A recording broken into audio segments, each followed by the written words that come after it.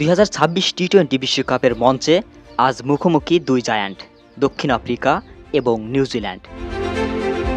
ফাইনালের টিকিট পাওয়ার এই বাঁচা মরার লড়াইয়ে আজ পরিসংখ্যানের পাল্লা কার দিকে ভারী, কে হাসবে শেষ হাসি, চলুন দেখে নেওয়া যাক বিস্তারিত পরিসংখ্যানে।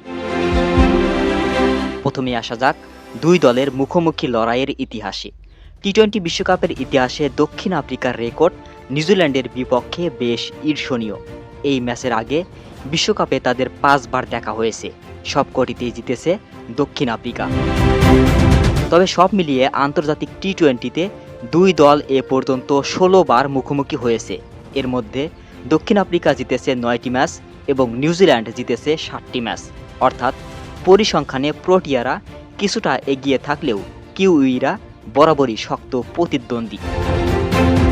চলমান 2026 বিশ্বকাপে দুই দলই দুর্দান্ত ফর্মে রয়েছে। দক্ষিণ আফ্রিকা তাদের গ্রুপ পর্বে অপরাজিত থেকে সেমিফাইনালে উঠেছে।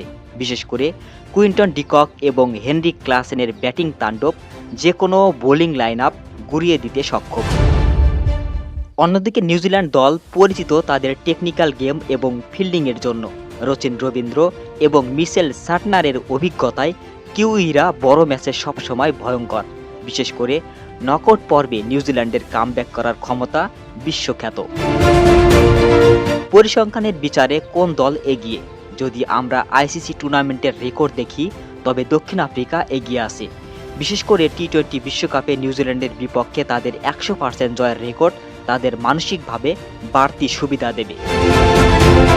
কিন্তু ইতিহাসের পাতা উল্টালে দেখা যায় নিউজিল্যান্ড আইসিসি নকআউট ম্যাচে অনেক বেশি ঠান্ডা মাথার দল। তাই শক্তিমত্তায় দক্ষিণ আফ্রিকা এগিয়ে থাকলেও মানসিক লড়াইয়ে নিউজিল্যান্ড মোটেও পিছিয়ে নেই। ইডেন গার্ডেন্সের এই উইকেটে কি দক্ষিণ আফ্রিকা তাদের জয়ের ধারা বজায় রাখবে, নাকি কিউইরা প্রথমবারের মতো বিশ্বকাপে প্রোটিয়াদের দুর্গ ভাঙবে?